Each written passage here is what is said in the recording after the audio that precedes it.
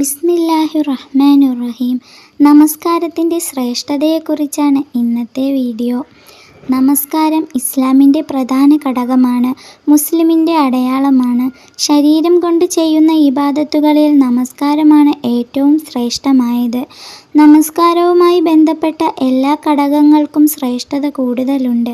Bank വിളിയെക്കുറിച്ച് നബി സല്ലല്ലാഹു അലൈഹി വസല്ലമ തങ്ങൾ പറഞ്ഞു, ബാങ്കുകാരൻ്റെ ബാങ്ക് കേൾക്കുന്ന സകല മനുഷ്യരും ജിന്നുകളും മറ്റെല്ലാ വസ്തുക്കളും പരലോകത്ത് അയാൾക്കു വേണ്ടി സാക്ഷി പറയും.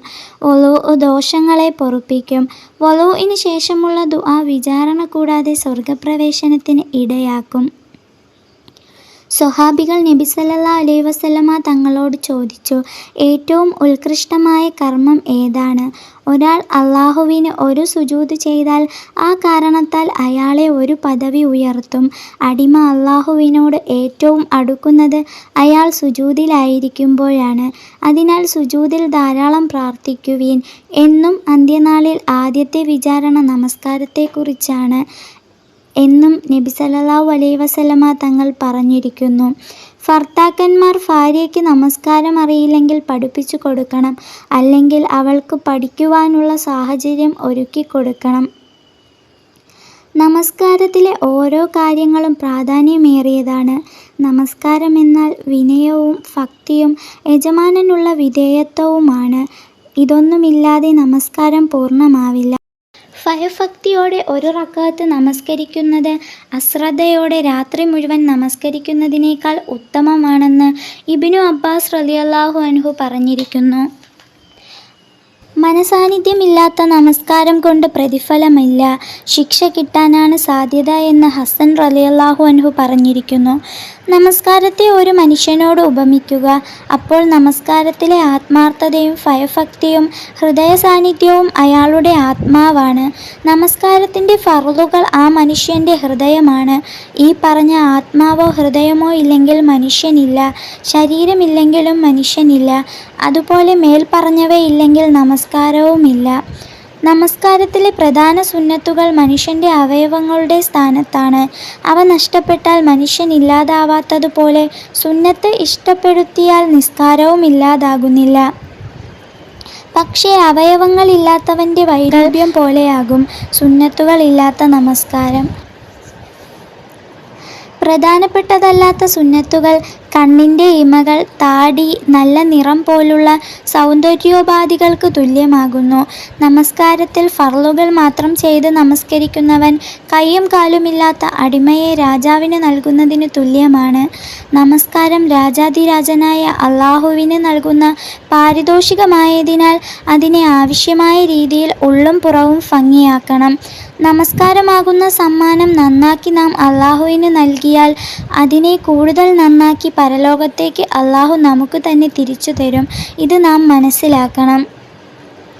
നമസ്കാരം ഉപേക്ഷിക്കുന്നവൻ്റെ സ്ഥാനത്തെക്കുറിച്ചാണ് ഇനി പറയുന്നത്. നമസ്കാരം മുസ്ലിമിൻ്റെ അടയാളമാണ്. നമസ്കാരം മുസ്ലിമിൻ്റെ അടയാളമാണ്. ഒരു മുസ്ലിമിൻ്റെയും അമുസ്ലിമിൻ്റെയും ഇടയിലുള്ള ബാഹ്യമായ വ്യത്യാസം നമസ്കാരമാണ്. നമസ്കരിക്കാത്തവരേക്കാൾ ഇസ്ലാം മഹത്വം നൽകുന്നത് തൊട്ടാൽ 7 തവണ കഴുകാൻ കൽപ്പിക്കപ്പെട്ട നായയ്ക്കാകുന്നു. ഒരു നായയും സ്വന്തം ഉപ്പയും കൂടെയുണ്ട്, അല്പം വെള്ളവുമുണ്ട്. ഉപ്പ നമസ്കരിക്കാത്തവനാണെങ്കിൽ ഉപ്പയേക്കാൾ ആ വെള്ളത്തിന് അവകാശപ്പെട്ടത് ആ നായയാകുന്നു. നമസ്കാരം ഉപേക്ഷിക്കുന്നവർക്ക് രക്ഷയില്ല. മറ്റേത് കർമ്മത്തേക്കാളും പ്രാധാന്യം നമസ്കാരത്തിനുണ്ട്. നമസ്കാരത്തിനെ സംബന്ധിച്ചാണ് പരലോകത്ത് ആദ്യമായി ചോദിക്കപ്പെടുക. ത്വാഇഫുകൾ നബി സല്ലല്ലാഹു അലൈഹി വസല്ലമ തങ്ങളെ കല്ലെറിഞ്ഞു, മുൻപല്ലു പൊട്ടിച്ചു. നടക്കാൻ കഴിയാതെ ക്ഷീണിതനായി അവിടുന്ന് ഇരുന്നു പോയി. അവരെ നശിപ്പിക്കാൻ മലക്കുകൾ അനുവാദം ചോദിച്ചു. എന്നാൽ നബി സല്ലല്ലാഹു അലൈഹി വസല്ലമ തങ്ങൾ പറഞ്ഞത്, അരുത്, അവർ അറിവില്ലാത്തവരാണ്. തന്നെ ഉപദ്രവിച്ചവരെ ശിക്ഷിക്കാതെ വിടാൻ നിർദ്ദേശിച്ചു. ശത്രുക്കൾ എത്രത്തോളം നബി സല്ലല്ലാഹു അലൈഹി വസല്ലമ തങ്ങളെയും അനുയായികളെയും ക്രൂരമായി ദ്രോഹിച്ചു. സ്വന്തം നാട്ടിൽ, സ്വന്തം വീട്ടിൽ, സ്വന്തം കുടുംബത്തിൽ നിന്നെല്ലാം ആട്ടി ഓടിച്ചു. പീഡനങ്ങളുടെ പരമ്പര. പക്ഷേ പ്രവാചകൻ സല്ലല്ലാഹു അലൈഹി വസല്ലമ തങ്ങൾ സഹിച്ചു, ക്ഷമിച്ചു, പൊറുത്തു.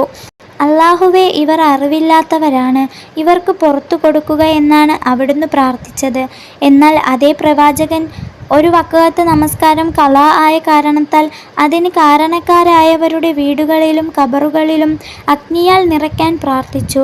നമസ്കാരത്തിൻ്റെ പ്രാധാന്യം ഗ്രഹിക്കാൻ എത്രയെത്ര ഉദാഹരണങ്ങളാണ്. ബഹുമാനപ്പെട്ട ഇമാം ഗസാലി റളിയല്ലാഹു അൻഹു പറഞ്ഞു, നമസ്കരിക്കാത്ത മനുഷ്യന് ഭക്ഷണം വിളമ്പിയ പാത്രത്തിൽ ഒരു പട്ടിക്ക് പോലും ഭക്ഷണം നൽകരുത്. കാരണം ആ പട്ടിയേക്കാൾ എത്രയോ സ്ഥാനം കുറഞ്ഞ നിന്ദ്യനാണ് നമസ്കാരം ഉപേക്ഷിച്ചവൻ. ഇനി നോക്കൂ, റമളാനിലെ തറാവീഹിന് വൻ ശ്രേഷ്ഠതയുണ്ട്, വിത്റിനും വളരെ കൂടുതലുണ്ട്. രാത്രി ഉറക്കത്തിൽ നിന്നുണർന്ന് നമസ്കരിക്കുന്ന തഹജ്ജുദ് നമസ്കാരവും ജീവിതത്തിൽ ഒരിക്കലെങ്കിലും നിർവഹിക്കേണ്ട തസ്ബീഹ് നമസ്കാരവും വർഷത്തിൽ 2 തവണ മാത്രമുള്ള പെരുന്നാൾ നമസ്കാരവും എല്ലാം ശ്രേഷ്ഠത നമുക്ക് ഗൗനിക്കാവുന്നതിലുമധികമുള്ളവയാണ്. എങ്കിൽ ഫർള് നമസ്കാരം ഖളാ ആയ വ്യക്തിയാണെങ്കിൽ അവൻ മേൽപ്പറഞ്ഞവ അഥവാ സുന്നത്തുകൾ നിർവഹിക്കുന്നതിലും മുന്തിക്കേണ്ടത് ഫർളുകൾ ഖളാ വീട്ടുക എന്നതാണ്. ഒരാൾ മറ്റൊരാൾക്ക് 100 രൂപ കടക്കാരനാണ്. അവധി തെറ്റിയ ശേഷം അതേ വ്യക്തിക്ക് കടം വീട്ടാനുള്ളത് നൽകാതെ അയാൾക്ക് 10 രൂപ ദാനം നൽകുന്നു. ഇതുപോലെയാണിത്. അയാൾ ചെയ്യേണ്ടത് നിർബന്ധ ബാധ്യത തീർത്ത ശേഷം നിർബന്ധമില്ലാത്തതിലേക്ക് തിരിയലാണ്. അവൻ്റെ അത്യാവശ്യത്തിനുള്ള ഭക്ഷണം, വിസർജനം എന്നീ ആവശ്യങ്ങൾക്കു സമയം കഴിച്ച് ബാക്കി മുഴുവൻ സമയവും മറ്റെല്ലാം ഉപേക്ഷിച്ച് നമസ്കാരത്തിന് അവൻ ചിലവഴിക്കേണ്ടത്. നോക്കൂ സഹോദരങ്ങളെ, നമസ്കാരം ഏറ്റവും ഗൗരവമുള്ള വിഷയം തന്നെയാണ്. അതുകൊണ്ട് നാം എല്ലാവരും ഒരിക്കലും നമസ്കാരത്തെ ഉപേക്ഷിക്കരുത്. നമസ്കാരം നമ്മുടെ ജീവനുള്ളിടത്തോളം കാലം നിലനിർത്താൻ ശ്രമിക്കുക. നമസ്കാരം നിലനിർത്തുന്നവരുടെ ഗുണങ്ങളെക്കുറിച്ചാണ് ഇനി പറയുന്നത്. നമസ്കാരം നിലനിർത്തുന്നവർക്ക് മരണസമയം ദാഹിക്കില്ല. മിന്നൽ വേഗത്തിൽ സിറാത്ത് പാലം കടക്കാൻ കഴിയും. അവർക്ക് ദാരിദ്ര്യമുണ്ടാവില്ല. വലം കൈയിൽ കിതാബ് നൽകപ്പെടും. എളുപ്പമായ വിചാരണയായിരിക്കും അവർക്ക് ലഭിക്കുക. നമ്മുടെ എല്ലാവരുടെയും നമസ്കാരങ്ങൾ അല്ലാഹു തആല നിലനിർത്തി തരുമാറാകട്ടെ. ആമീൻ. എൻ്റെ വീഡിയോകൾ നിങ്ങൾക്ക് ഉപകാരപ്പെടുന്നുണ്ടെങ്കിൽ ഒന്ന് സബ്സ്ക്രൈബ് ചെയ്യണേ. മറ്റുള്ളവരിലേക്കും കൂടി ഷെയർ ചെയ്യണമേ. നിങ്ങളുടെ എല്ലാവരുടെയും ദുആയിൽ എന്നെയും എൻ്റെ കുടുംബത്തെയും ഉൾപ്പെടുത്തണമേ.